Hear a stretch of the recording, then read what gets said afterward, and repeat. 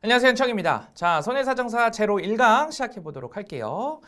자, 일단은 제로 시작하기 전에 여러분들 이제 손해사정사 우리 시험에 대한 오리엔테이션, 통합 오리엔테이션 다 듣고 오셨죠? 안 듣고 오신 분들은 거기서 이제 우리 1년 동안의 커리큘럼에 대해서 설명드리고 일정도 말씀드리고 하니까 꼭 이제 보고 오시고 저는 이제 바로 좀 시작하도록 할게요. 자, 일단은 OT에서도 잠깐 말씀드렸었는데 제가 이 제로 과정에서 여러분들에게 전달드리고자 하는 것은 총 3가지입니다. 첫 번째는 정말 비전공자들이나 노배분들도 쉽게 좀 기초를 마련하실 수 있도록 우리가 하는 이제 보험과 손해사정에 대한 완전한 기초 이론을 좀 전달을 해드릴 거고요. 자, 그리고 두 번째는 이어서 우리가 이제 동차 합격을 위해서 2차를 먼저 한다고 했었죠. 그렇죠? 그래서 그 2차 수업을 위한 2차 강의를 위한 선행을 여기서 할 겁니다. 선행을. 그래서 여러분들이 제로가 끝나면 바로 2차 과목부터 들어가실 수 있도록 이렇게 수준을 좀 만들어 드릴 거고요. 세 번째는 저는 사실 이것이 가장 중요하다라고 생각하는데 뭐냐면 보험과 손해사정에 대한 마인드예요. 마인드 그리고 스케일. 저는 사실 이걸 전달드리고 싶습니다. 자, 무슨 얘기냐면 마인드는 자, 한마디로 뭐냐면 여러분들 공부를 잘 하시려면 그리고 이 분야에서 어찌됐든 성과를 내시고 통찰력을 가지시려면요. 그 분야가 와닿으셔야 돼요. 자, 무슨 얘기냐면 우리가 공부를 할 때에 이거 공부 어려워. 이거 과목 어려워. 이거 시험 어려워. 라고 할 때에는요. 당연히 그것이 난이도가 어려워서 어려운 것도 있습니다. 근데 사실 많은 경우가 그냥 나한테 익숙하지 않아서 그런 거예요. 익숙하지 않아서. 예를 들면 실무를 하셨던 분들이라면 보험에서 쓰는 용어들이 너무 익숙합니다. 그냥 기억, 니은, 디귿처럼. 그렇죠? 그러니까 그 익숙한 단어들로 문장을 구성하고 익숙한 단어들로 된 책을 보고 강의를 보면 그게 뭔 말인지 알아요. 그러니까 그것이 와닿는다라는 얘기입니다. 와닿는다, 익숙하다. 이해가 되시겠죠? 그런데 비전공자분들이나 보험 처음 하시는 분들은 이 용어 자체가 안 돼 있는 거예요. 쉽게 말하면 영어를 하고 싶은데 A, B, C, D 그리고 그걸로 구성된 단어들 자체가 모르는 겁니다. 근데 어떻게 문장을 구성하고 생각을 표현하고 그것 갖고 사고를 하고 할 수가 있겠어요? 이해되시겠죠? 이 모든 것들을 저는 와닿는다라고 표현을 하고요. 그것을 저는 마인드라고 하고 싶습니다. 그래서 이 과정을 통해서 보험이란 게 진짜 뭐다. 손해사정이란 게 뭐다. 라는 것을 진짜 저 태초 때부터 시작을 해서 제가 여러분들에게 말씀을 드릴 거예요. 그래서 이거구나 라는 것이 제로가 딱 끝나고 나면 정립이 되고 에센셜부터는 이제 정말 효과적으로 우리가 배웠던 마인드, 기본 용어들, 개념들을 가지고 심플하고 컴팩트하게 쫙쫙쫙쫙 진도 뽑으면서 갈 겁니다. 되시겠죠? 그게 중요하고 자, 그리고 이거 스케일은 뭐냐면 이거는 이제 제 개인적으로 전달을 드리고 싶은 거예요. 뭐냐면 제가 그래도 여러분들 손해사정업을 이제 한 14년 정도 했습니다. 그러면 여러분들보다 그래도 조금은 선배죠. 그래도 물론 제 위로 선배님들이 너무 많이 계시지만 어찌됐든 제가 이 업을 하면서 좀 여러분들에게 전달드리고 싶었던 것이 있었어요. 뭐냐면 당연히 여러분들은 이 자격증을 내가 공부를 해야겠다 마음 먹었을 때에는 우리가 일상생활 중에 만날 수 있는 보험들, 의료보험, 자동차 보험, 무슨 보험 이렇게 있죠. 일상생활 중에 보험을 내가 다루게 될 거고 그것을 다루는 손해사정에 할 거다. 그것을 다루는 손해사정 회사에 들어갈 거다라고 생각을 하실 겁니다. 그러니까 쉽게 얘기해서 무슨 화재보험, 생명보험 이런데 무슨 손해보험 들어가서 내가 보험금 평가하고 손해사정해서 그런 일을 할 거다라고 생각하실 겁니다. 즉 일상생활 중에 우리가 만날 수 있는 보험들에 대한 일을 내가 할 거다라고 생각을 하시죠. 그렇죠? 맞습니다. 맞고요. 현실적으로 우리나라에서도 사실은 내가 취업을 위해서는 그쪽이 훨씬 더 확률이 높죠. 시장도 훨씬 크고 우리나라에서. 그런데 그거는 저스트 우리나라 한정입니다. 무슨 얘기냐면 여러분들 이 보험이라는 것이요. 여러분들이 생각한 것보다 훨씬 글로벌합니다. 아마 뭐 어떤 직업, 어떤 산업 분야 중에 글로벌한 분야를 꼽아라라고 한다면 그 중에 반드시 보험이 들어갈 정도입니다. 그 정도로 스케일이 크거든요. 자, 제가 그 시작부터 이야기를 한번 해보도록 할게요. 자, 우리 고대 있죠? 고대 로마 그리스 할 때 고대 유럽, 고대 중세로 한번 가보도록 할게요.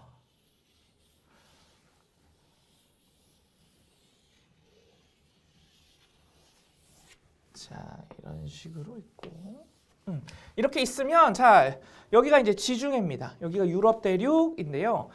자, 그 당시에는 사실 지금의 국가의 개념이 생기지 않았었죠. 그러니까 여러분들이 저기가 어디지? 라고 모르시니까 현 국가 단계로 일단 위치만 말씀을 일단은 드릴게요. 현재 기준으로 여기는 어디예요? 그렇죠? 이탈리아죠. 이탈리아입니다. 그리고 이쪽은 이제 그리스가 되겠죠. 그리스. 그 다음에 여기는 현재는 바뀌었죠. 원래는 터키였는데 튀르키예로 우리가 이제 명칭이 튀르키예로 바뀌었죠. 그리고 여기가 이집트입니다. 이 지방이 이집트고요. 그러니까 이 밑으로가 다 아프리카 대륙이다. 아프리카 대륙이고 이쪽이 현재의 이제 스페인이 있는 곳이죠. 스페인. 그리고 여기는 어디예요? 영국. 이렇게. 자, 그러면 사실 고대에서 굉장히 중요한 나라들은 뭐냐면 우리가 지금 할 때 보험에 있어서 특히나 스페인, 이탈리아, 그리스입니다. 물론 이집트는 굉장히 고대의 문명이 발전하고 화려한 국가로 알려져 있죠. 그렇죠? 그것도 맞습니다. 그리고 터키도 튀르키예도 현재 튀르키예에서 가장 이제 유명한 도시 이스탄불이 뭐겠어요? 우리가 지금까지 오면서 제국이 생겼다가 쪼개졌다가 또 제국이 생겼다가 근데 그 제국의 주인이 유럽일 때도 있었고 여기 이슬람일 때도 있었고 여기 저 동양 몽골인 적도 있었고 그렇죠. 그러면서 이 튀르키예 이스탄불에 동서양의 문화가 다 같이 있는 거죠. 그렇죠. 그걸로 굉장히 유명한 도시죠. 그렇죠? 근데 우리가 지금 보험에 대한 이야기를 하고 있으니까 보험에 있어서 가장 중요한 도시, 국가를 일단은 꼽으라면 그리스, 이탈리아, 스페인, 영국입니다. 자, 이거 지도 보고 여러분들 이 지도에서의 이 네 국가의 공통점이 뭐라고 생각하세요? 이거 다 해상으로 한 번씩은 패권을 잡았던 패권과 주도권을 잡았던 국가들입니다. 거기에 대한 이야기를 하도록 할게요. 자, 옛날에는 이런 국가 형태가 없었다라고 했습니다. 그래서 옛날의 국가의 형태는 작은 그냥 하나의 도시가 국가를 이뤘어요. 그것을 우리는 도시국가라고 합니다. 그래서 그리스의 유명한 도시국가는 여러분들 많이 들어보셨을 아테네가 있죠. 아테네, 도시국가. 자, 그 다음에 이탈리아에서는 그 유명한 로마가 이제 여기서 도시국가로 이렇게 출발을 합니다. 나중에 대국이 되겠죠. 그리고 이 고대에 아프리카 쪽에 굉장히 강력한 국가가 있었어요. 뭐냐면 카르타고입니다. 흔히들 한니발 장군에서 로마의 어떤 라이벌, 그 당시 라이벌로 알고 있죠. 그래서 세력이 이 아프리카 북쪽부터 해서 지중해를 좀 장악할 정도로 굉장히 좀 세력이 컸던데요. 자, 어찌됐든 고대 지중해에서는 이 세 국가들을 중점적으로 좀 봐야 됩니다. 자, 그런데 일단 우리가 보는 이 아테네, 로마, 카르타고 같은 도시 국가들 있죠. 도시국가들. 자, 도시국가의 특징은 뭘까요? 지금처럼 큰 영토를 소유한 게 아닙니다. 그렇죠? 그러니까 도시예요, 도시. 영토 자체가 적죠. 작아요. 작습니다. 그럼 거기서 나오는 어떤 생산량이라든가 아니면 생산 품목이라든가 이런 것들이 사실은 적습니다. 한정되어 있어요. 그렇죠? 그러니까 결국에는 도시가 발전하기 위해서는 도시가 발전하기 위해서는 뭐가 필수일까요? 다른 나라와의 교역, 무역이 필수입니다, 여러분들. 무역이. 자, 제가 처음에 보험이라는 것을 처음 학문적으로 접한 거. 자, 우리는 지금 보험에 대한 이야기를 하고 있잖아요. 그렇죠? 제가 이 보험이라는 것을 처음 학문적으로 접한 게 대학교입니다. 대학교 가서 제가 이제 국제통상학과를 나왔어요. 그러니까 무역 부분을 제가 주로 전공을 했겠죠. 공부를 했겠죠. 그러면 저는 이제 경영이랑 무역, 국제통상 복수 전공을 했는데 어쨌든 무역 공부를 하면서 처음 접했는데 이 무역이라는 거, 그럼 주로 무역은 해상 무역을 많이 하죠. 그러면 이 무역이라는 것은요, 사실 보험과 필수적인 관계입니다. 반드시 필요해요. 반드시. 그런데 또 반대로 이 보험이 탄생을 하고 지금까지 발전하는 데 있어서도 이 무역이 특히나 해상 무역이 굉장히 큰 역할을 합니다. 그 얘기를 지금 하는 거예요. 그 얘기를 할 거예요. 자, 무슨 얘기냐면 아테네, 자, 예를 들어서 아테네로 보겠습니다. 아테네에서도 어찌됐든 교역이 필요해, 우리. 국가가 성장을 하려면. 그래서 로마랑 교역을 하고 싶은 거예요. 아니면 카르타고랑 교역을 하고 싶은 겁니다. 그러면 길은 두 개가 있어요. 하나는 뭘까요? 육로를 통해서 가는 거예요. 육상으로 교역을 하는 겁니다. 육상으로. 그리고 또 하나의 방법은 뭘까요? 바다를 그냥 가로질러서 해상으로 가는 겁니다. 해상으로. 자, 그러면 육상 교역, 육상 무역의 우리 장단점을 한 번씩 봐볼까요? 장점과 단점을. 자, 육로로 갔을 때 육상 무역의 장점은 여러분들 뭘까요? 해상에 비해서 위험이 적습니다. 여기는 보통은 위험이 어느 정도 위험이 적다. 예측이 어느 정도 가능합니다. 왜냐하면 육로라는 길도 마련이 되어 있고, 그렇죠? 그리고 여기에는 수비대들, 군인들도 있고, 치안도 어느 정도 성에서 성으로, 도시에서 도시로 이렇게 가면서, 물론 산적들도 당연히 있겠지만 어느 정도 그래도 치안이 유지가 될 수 있고, 이러한 우리가 걸어서 가잖아요. 걸어서 가는 게 사실은 굉장히 제일 안전한 길이잖아요. 그렇죠? 그러다 보니까 이 위험이 적어요. 위험이 적고 어떤 이 위험 발생 상황에 대해서 예측이 어느 정도 가능합니다. 안전하다라는 거죠, 한마디로. 자, 근데 단점은 뭘까요? 단점. 해상과 비교를 해보세요. 단점. 사실 교역량을 많이 못 가져갑니다. 교역량을 많이 가져갈 수가 없어요. 왜? 기껏해야 마차 얼마나 싫겠어요. 그렇죠? 그리고 지금처럼 크고 매끈한 도로가 쫙 빠진 것이 아니라 사실은 비포장도로, 산길도 가야 되고, 그러면 마차의 크기나 이런 것도 얼마나 크겠어요. 그냥 짐 지고 가는 겁니다. 사람이. 마차나 짐. 그러면 그렇죠? 교역량이 얼마 안 됩니다. 이러한 장단점이 있어요. 그리고 또 멀죠. 거리가 너무 멀어. 거리가 너무 멉니다. 자, 그런데 해상을 볼까요, 우리? 해상 무역의 단점을 볼게요. 자, 해상 무역의 장점을 볼까요? 이거 스위치하면 되겠죠. 해상 무역의 장점. 자, 지금도 사실은 무역하면 배로 갑니다. 배로 가요. 왜? 엄청난 양을 실을 수 있으니까. 한 방에. 교역량이 많아요. 많다는 거 그냥 대규모입니다. 어느 정도 그냥 많은 게 아니라요. 대규모죠.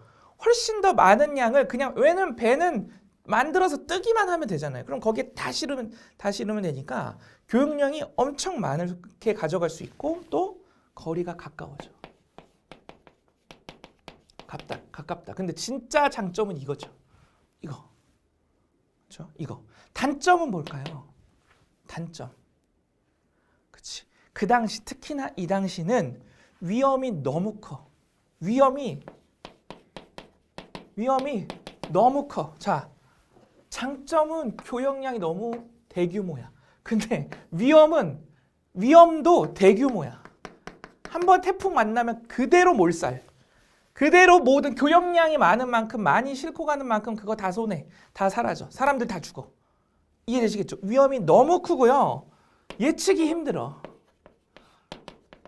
예측이 힘듭니다. 그러니까 무서운 거지. 너무 안전하지가 않아요. 그러니까 이러한 장단점이 있는 겁니다. 자, 그런데 아테네의 상인들이 판단을 해보는 거예요. 야, 그런데 아무리 생각해도 이 이점을 포기할 수가 없어. 그렇죠? 이 이점 포기할 수 없어. 그리고 생각해보면 오케이, 위험이 대규모긴 해. 예측을 우리가 할 수 없긴 해. 그런데 우리가 1년 동안 무역을 하면서 태풍을 만날 확률이 얼마나 돼? 그거 걱정해서 이거 1년에 이거를 다 포기한다? 야, 그건 말이 안 되지 않아? 이해되시겠죠? 그러니까 고민에 빠지는 거예요. 오케이, 야, 사고 발생 확률은 얼마 안 돼. 오케이, 그냥 하자니. 야, 근데 태풍 한번 만났다가 이거 완전 손해인데? 그러면 사실 뭐 하나의 상인 입장에서는 요거 그냥 태풍을 만나서 사라졌다. 그러면 그냥 끝나는 거죠. 폐업, 파산. 이해되시겠죠? 그러니까 고민을 하는 거예요. 고민을. 하지만 어떻다? 결국에는 역시 사람은 돈 따라가면서 머리를 굴리게 되겠죠. 오케이, 야, 이거를 놓칠 수는 없어. 이거를 놓칠 수 없다면 우리가 해야 되는 것은 이거. 야, 이것을 어떻게 좀 줄일 수 있을까? 아니면 이 예측을, 해상에 대해서 예측을 좀 어떻게 높일 수 있을까? 즉, 이 위험, 이 단점으로 우리가 지금 말하는 위험, 리스크라고 하죠. 제가 앞으로 R이라고 쓰면 그건 위험입니다. 위험. 이 위험을 어떻게 관리를 하지? 이 고민을 하기 시작합니다. 자, 그래서 대충만 한번 생각을 해볼까요? 우리가 위험을 관리한다. 이런 상황일 때 위험을 관리하는 방법에 대해서 대충만 생각을 해보면 자, 세 가지가 처음에는 가장 쉽게 생각할 수 있는 방법은 그냥 위험을 내가 떠안고 이 행위들을 하는 겁니다. 위험을 떠안고 이것을 뭐라고 하느냐? 보유라고 하겠죠. 그렇죠? 리스크를 내가 그냥 보유하는 거예요. 내가 떠안고 가는 겁니다. 떠안고. 그래서 사고 나면 그냥 나고 안 나면 안 나고 가는 거예요. 그럼 이 보유에도 또 이제 방법이 좀 두 가지 정도로 나눠볼 수가 있어요. 하나는 방금 말한 원초적인 방법. 야, 그냥 사고 나서 손해 나면 그거 오케이, 비용 손실이야. 그거 손해야 라고 그냥 쉽게 얘기해서 비용 처리하는 거죠. 이해되시겠죠? 비용 처리. 자, 여러분 이걸 제가 좀 지우고 갈까요? 쓸 얘기들이 좀 있어서.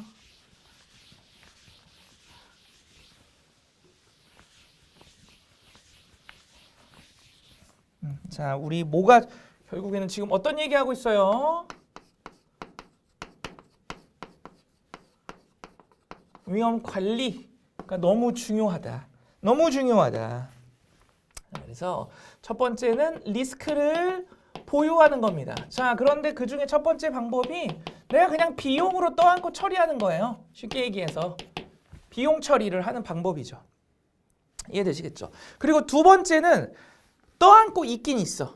떠안고 하는데 야, 근데 오케이, 위험을 떠안는 건 좋아. 이거 근데 조금은 사고가 덜 발생하도록, 아니면 사고가 나더라도 손해가 조금만 생기도록, 야, 우리 어떻게 좀 이 위험을 제어를 좀 하고 통제를 해보자. 뭐 직원들 안전교육도 하고, 직원들 선원들, 그리고 우리 항해술도 익히고, 태풍이 올 때 날씨도 파악해보고, 이러한 제어나 통제를 좀 해보자 라고 할 수 있겠죠. 그렇죠? 자, 그리고 그 다음 방법은 아유, 나 그냥 장사 안 할란다 하고 내가 갖고 있는 이 위험을 회피해버리는 방법이 또 있겠습니다. 회피. 그렇죠? 자, 그리고 또 하나의 방법은 야, 이거 어떻게 우리가 돈적으로 해결할 방법이 없어. 그러니까 이렇게 돈으로 해결하는데 무식하게 그냥 손해 날 때마다 비용 처리하지 말고 돈으로 좀 어떻게 재무적으로 좀 해결해 볼 방법이 없을까? 야, 그러면 우리 사고가 날 걸 대비해서 미리 좀 돈을 모아 놓을까? 이제 기금이죠, 그게. 기금을 형성해 놓을까? 이렇게 해서 탄생을 하게 되는 것이 바로 보험입니다. 보험의 시작이에요. 물론 이 당시에는 보험이라고 안 했습니다. 안 하고 보험의 체계도 잡힌 것이 아니지만 여기서 시작하는 거고요. 이 위험 관리에 대한 이 내용이 바로 또 손해사정 이론이 되겠습니다. 되시겠죠? 그래서 이 위험 관리가 우리가 앞으로 하게 될 보험과 손해사정 이론의 시작이다.